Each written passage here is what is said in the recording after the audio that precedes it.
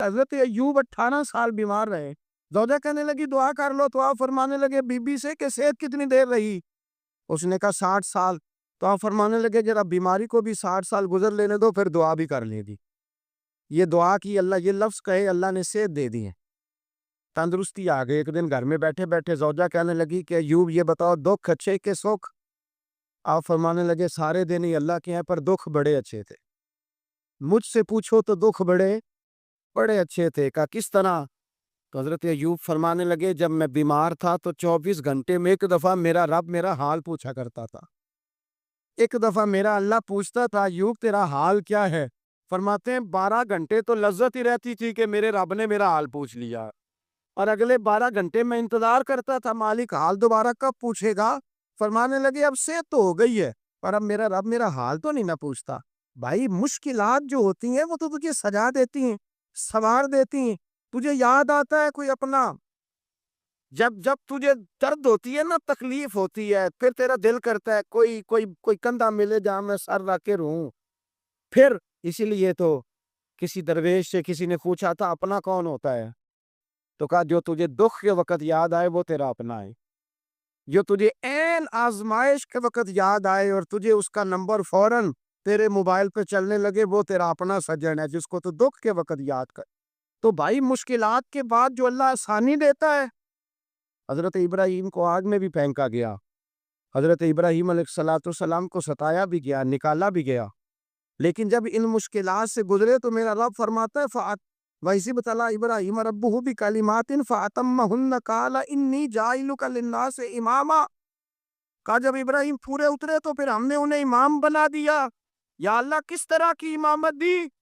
فرمایا میں نے اتنی اعلیٰ شان عطا کی ہے کہ اپنے لاڈلے رسول کو جناب ابراہیم کی نسل میں پیدا فرما دیا ہے. میں نے مصطفیٰ کو ان کی نسل میں پیدا کر دیا, قیامت تک کے لیے ان کا وقار بڑھا دیا. اللہم صلی علی محمد وعلی آل محمد کما صلیت علی ابراہیم وعلی آل ابراہیم. ان کی عظمت بڑھا دی, اس لیے کہ جب وہ آزمائش سے گزر کر کے آئے پھر جو آسانی دی. میرے نبی پاک صلی اللہ علیہ وسلم نے دین ابراہیمی کی بہت ساری چیزوں کو رکھا, کہا میں ملت ابراہیمی پہ ہوں. جب کوئی مشکلات کو عبور کر کے آتا ہے, جب کوئی تکلیفیں سہ کر کے آتا ہے, اس کے لیے جو اجر ہوتا ہے, اس کے لیے جو پھر اللہ کتنی ذرا بڑی توجہ کیجیے گا. لوگ سمجھتے ہیں فلاں آدمی مشکل میں ہے تو شاید مشکل میں ہی رہے گا, فلاں آزمائش میں ہے تو شاید آج. میرا اللہ فرماتا ہے ایک مشکل دے کے میں 2 آسانیاں بھی دوں گا. تم مشکل دیکھ رہے ہو, مشکل نہ دیکھو, وہ جو اس کو بعد میں آسانی آنے والی ہے, اور ڈبل جو میں اس پر نعمت کرنے والا ہوں اس کو دیکھو. حضرت یوسف کو بھائیوں نے کنویں میں ڈال دیا تھا, اور جب کنویں سے نکلے تو مصر کے بازاروں میں بکے, اور پھر زلیخا نے الزام لگایا تو حالات بگڑ گئے. حضرت یوسف کو جیل جانا پڑا. کتنی کٹھن زندگی تھی, لیکن میرے مالک کو کچھ اور ہی منظور تھا. کنویں میں گرنے والے, بازار میں بکنے والے, جیل میں جانے والے, الزام لینے والے جناب یوسف کو رب کریم نے اسی مصر کا بادشاہ بنا دیا. اللہ پاک نے اسی مصر کا حکمران بنا دیا. یاری تیری سونا ہے پر ازمیشاں تیریاں اگ, اے سونا پرکھیا جاوند آئی پہلو نال اگاں دے لگ. اس کے لیے تھوڑا سا جتن کرنا پڑتا, تھوڑے کٹھن حالات سے گزرنا پڑتا, تھوڑی آزمائشوں کا روپ دیکھنا پڑتا.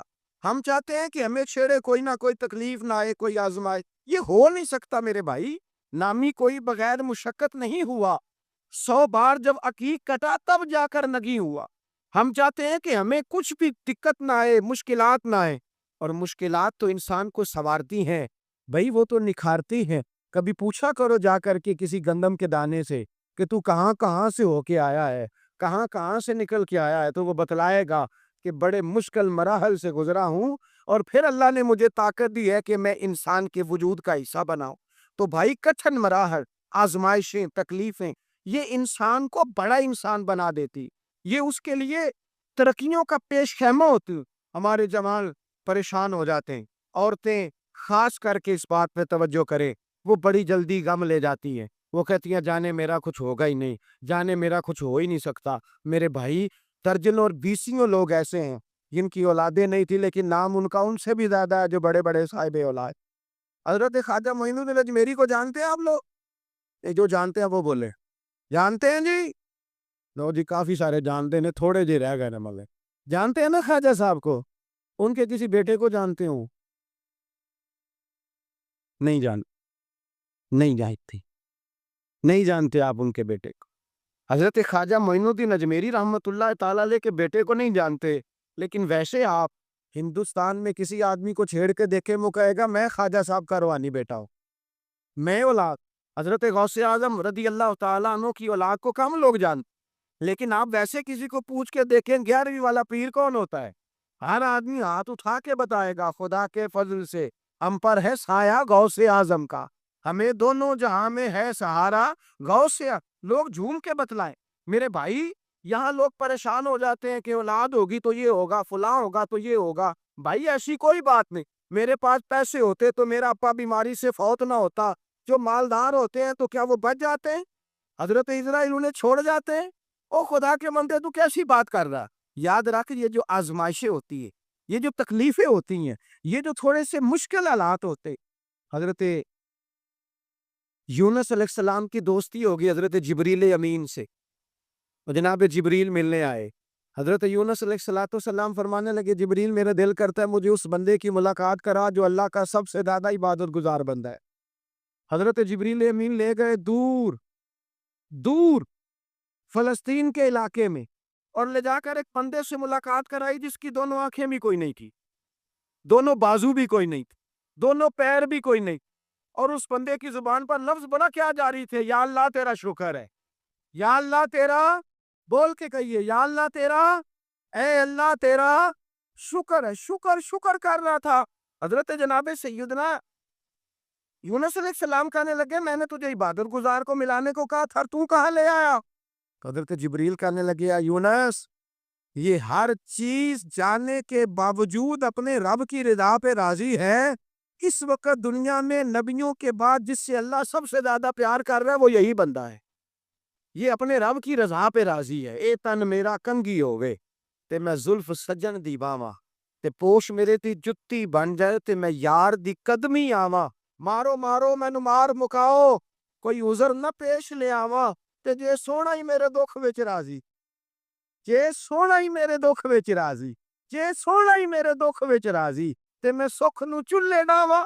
مالک ہی جب اس حال میں راضی ہے تو بس ٹھیک ہو گیا، ٹھیک ہو گیا. وصل اچھا ہے نہ فراق اچھا ہے، بس جس حال میں محبوب رکھے وہی حال اچھا ہے. بس جس حال میں انہوں نے رکھا بات ٹھیک ہو گئی. اس میں اب انسان شکوا کرتے برے کہ یہ کس طرح ہے وہ کس، اپنے آپ کو مطمئن رکھا ہے. مشکل کے بعد جو آسانی حضرت لقمان حکیم، ان کے نام پر قرآن مجید کی پوری سورت ہے. حضرت لقمان حکیم علیہ رحمہ آپ اپنے بیٹے کو نصیحت کر رہے تھے، کہنے لگے بیٹا کو مشکل آئے تو گھبرانا نہیں، کو مشکل آئے تو کرے بیٹوں کو سمجھ آ جائے کہ مشکل آئے تو، سمجھ آ رہی ہے بات کی، مشکل آئے تو. اور کیا خوبصورت جملے، بیٹے کو بٹھا کے کہتے ہیں بیٹا چھوٹی مشکل آئے گی تو اللہ بڑی مشکلات آسان کر دے گا. سمجھو چھوٹی مشکلات آئیں تو اللہ نے بڑی مشکلیں اس نے آسان کر دی. اور آپ کو بتاؤں اصل انسان ہوتا ہی وہ ہے جو مشکلوں میں جینے کا ڈھب سیکھ جاتا ہے، وہ بن جاتا ہے جو کرب کے حالات میں جینے کا سلیقہ سیکھ جا. اپنے بچوں کو یہ سمجھانا ہے حضرت لقمان بیٹے مشکل آئے تو گھبرانا نہیں، بڑی کو ٹال دیتی ہے، وہ نیکی کا اور آسانی کا پیش خیمہ ہوتی ہے. اللہ اس کے بعد آسانی سمجھا رہے ہیں. کچھ دنوں کے بعد کہنے لگے آؤ فلاں اللہ کے نبی کی ملاقات کو چلے جائے، فلاں نبی علیہ السلام سے ملنے چلتے ہیں. اس زمانے میں جو نبی تھے ان سے ملنے چلے گئے. بیٹے کو بات یاد تھی، گھوڑے پہ بیٹھے، امام ابن جوزی نے اس کو لکھا ہے، گھوڑے پہ بیٹھے تھے دونوں کے پاس گھوڑے تھے. اب رستہ بہت زیادہ تھا، کھانا ساتھ لے لیا، پانی ساتھ لے لیا، رستہ لمبا تھا، صحرا کا علاقہ تھا. جب جانے لگے تو اتنی سخت گرمی ہوئی کہ گھوڑے بھی بے ہوش ہونے لگے. اچانک ایسی گرم لو چلی کہ گھوڑے بھی. اب دونوں باپ بیٹا جو تھے وہ بڑی جوش میں تھے کہ جانا ہی جانا ہے. گھوڑے سے اتر کر کے پیدل چلنے لگتا. اب پیدل چلتے چلتے ذرا آگے گئے تو گرمی میں جتنا بندہ پیدل چلتا ہے اتنا پیاس بھی زیادہ لگتی ہے، تو پانی پیتے رہے، کھانا کھاتے رہے، کھانا پانی بھی ختم ہو گیا. تھوڑا آگے چلے نا، اس قدر تکلیف بڑی کہ حضرت جناب لقمان کے بیٹے کے پیر کے اندر ایک ہڈی پیوست ہو گئی. اتنی بڑی ہڈی تھی وہ اندر ہی چلی گئی، پیر خون کے فوارے گرنے لگے. بیٹا بے ہوش ہوش۔ حضرت لقمان اس کے سرانے بیٹھے تو بیٹا تھا نا، آنکھوں میں آنسو آ گیا۔ بیٹے نے آنکھ کھولی تو کہنے لگا ابا جی آپ تو صبر کرنے والے ہیں، آپ رو رہے ہیں۔ فرمایا بیٹے میں کیا کروں، میرے سینے میں جو دل ہے وہ ایک باپ کا دل ہے، تو باپ جو ہوا تیرا، تیری دکھ پر رونا آیا، بڑی مشکل سے دانت کے ساتھ ہڈی نکالی، ہڈی نکلی تو خون بھی چلا۔ صاحب زیادہ کہنے لگا حضور آپ نے تو کہا تھا ہر مشکل کے بعد آسانی ہوتی ہے، اور چھوٹی مشکل دے کے اللہ بڑی سے بچا لیتا ہے، تو ہم تو اچھے کام چلے تھی، مشکل پہ مشکل، مشکل پہ مشکل، یہ کیا ہے؟ حضرت لقمان کہنے لگے بیٹا نہ تو رب کی حکمتوں کو جانتا ہے، نہ پوری طرح میں جانتا ہوں، لیکن جو میں نے کہا تھا وہ بات سچی ہے۔ فَإِنَّ مَعَ الْعُسْرِ يُسْرًا إِنَّ مَعَ الْعُسْرِ يُسْرًا، اللہ ہر مشکل کے بعد آسانی عطا فرمائے گا، اور فرمایا میرا ایمان ہے کہ ضرور ضرور عطا فرمائے گا۔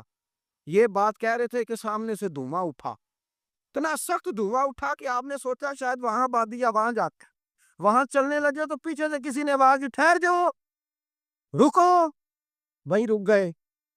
تھوڑی دیر گزری تو کہا رک جاؤ، جب رکے تو ایک بولنے والا بولا، کہنے لگا تمہارے لیے تھوڑی دیر کے بعد جانوروں کا بندوبست کر دیا جائے گا، کھانے کا بھی بندوبست ہو جائے گا، بچے کا پیر بھی صحیح ہو جائے گا، چلے جانا، لیکن ذرا ٹھہرو۔ حضرت لقمان کہنے لگے بولنے والے تو کون ہے؟ تو کہنے لگے میں اللہ کا فرشتہ ہوں، میں اللہ کا فرشتہ ہوں۔ کہا اللہ کے فرشتے اور یہ سارا کچھ کیا ہے؟ تو فرشتہ کہنے لگا اصل بات یہ ہے کہ سامنے بستی پر مجھے عذاب نازل کرنے کا حکم ملا تھا، آپ بڑی تیزی سے آ رہے تھے، میں نے رب سے دعا کی کہ اللہ اس باپ بیٹے کی غلطی کوئی نہیں، مہربانی فرما۔ رب نے پہلے آپ کو صحرا میں الجھایا، پھر میری دعا کی برکت سے آپ کے گھوڑے ٹھہر گئے، پھر میری دعا کی برکت سے آپ کا پانی ختم ہوا، پھر میری دعا کی برکت سے آپ کے بیٹے کو زخم آیا، پھر میری دعا کی برکت سے سامنے سے دھواں اٹھا۔ فرمایا یہ جو تمہیں مشکل پہ مشکل آ رہی تھی، یہ تو میرا رب تمہیں عذاب سے بچانا چاہ رہا تھا، یہ جو تمہیں مشکل پر مشکل آ رہی تھی تو میرا مالک تمہیں عذاب سے بچا رہا، تم سمجھ نہیں رہے تھے۔ حضرت لقمان نے بیٹے کی طرف دیکھا تو بیٹے کہنے لگے ابا جی بات بالکل سچی ہے، افضل الذکر لا الہ الا لا الہ الا، اور پھر پڑھنے لگے حسبنا اللہ و نعم الوکیل نعم المولا و نعم النصیر، یہ ورد ہونے لگے۔ بھائی جب تجھے مشکل آتی ہے، آزمائش آتی، تو اس وقت سمجھتا ہے پتہ نہیں میرے ساتھ کیا بننے لگا ہے۔ اللہ تبارک و تعالیٰ چھوٹی مشکل دے کے تجھے بڑی سے محفوظ رکھتا ہے، چھوٹی بیماری دے کے تجھے بڑی سے محفوظ رکھتا ہے۔ بلکہ میں ایک دفعہ ایک تکلیف میں، ایک آزمائش میں مبتلا ہو گیا، تو میں نے اپنے حضرت سے کہا کہ حضور سارے دکھ کٹھے ہی آ گئے، کیا کیا جائے؟ تو آپ فرمانے لگے بڑے خوش نصیب ہو، جوانی میں اللہ نے دکھ دے دیے، بڑھاپے میں آئے تو برداشت نہیں ہوتے، یہ تو بڑے وقت پہ آ گئے، شکر ادا کرنا چاہیے، اس زمانے میں برداشت نہیں ہوتے، اب آسانی ہے، ان کو برداشت کرو، ہمت کرو۔ میرے بھائی یاد رکھیں آزمائشیں، تکلیفیں آپ کو پڑا کرنے کے لیے آتی۔ ہم آزمائش کو برا جانتے ہیں، دکھ کو برا جانتے ہیں، دکھ تو بڑے پیارے ہوتے ہیں، یہ رونے کا سلیقہ سکھاتے ہیں، یہ اللہ کو منانے کا طریقہ سکھاتے ہیں، یہ مسجد میں جانے کا۔ وہ جو سکھی بندہ ہے نا، سکھی، مجھے ایک صاحب کہنے لگے دو قسم کے لوگ مدینے سے آتے، مدینہ شریف پوچھنے لگے، کہنے لگے حضرت جی دو قسم کے بندے ہیں، کچھ واپس جاتے ہوئے تڑپ رہے ہیں، کچھ تصویریں کھینچ رہے ہیں رخصتی کے وقت، فرق کیا ہے؟ تو میں نے کہا وہ جو تصویریں کھینچ رہا ہے وہ امیر آدمی ہے، اسے پتا ہے کہ میں پھر ٹکٹ لے لوں گا، مہینے کے بعد پھر آ جاؤں گا، اور یہ مدینہ چھوڑتے ہوئے تڑپ رہا ہے، یہ کوئی غریب ہے، یہ کہہ رہا ہے پتہ نہیں دوبارہ موقع ملے کہ نہ ملے، یہ دکھی ہے، یہ آزمائش میں دکھی۔ سکھی بندہ تو مکے جا کے نہیں روتا، وہاں بھی کھڑا ہے، ڈٹ کے کھڑا ہے، دکھی کوئی نہیں تو روئے کیسے؟ روئے کیسے؟ دکھی دی گل دکھی ہی جانے، دکھی دی گل، او کیا خوبصورت لفظ ہے میاں صاحب کی، اور لفظوں میں حسن دے کے کہنے لگے دکھی دی گل کہ دکھی ہی جانے تے سکھی نو کی خبراں، تے یار جنہاں دے موت نے مارے روندے نہیں تک تک قبراں۔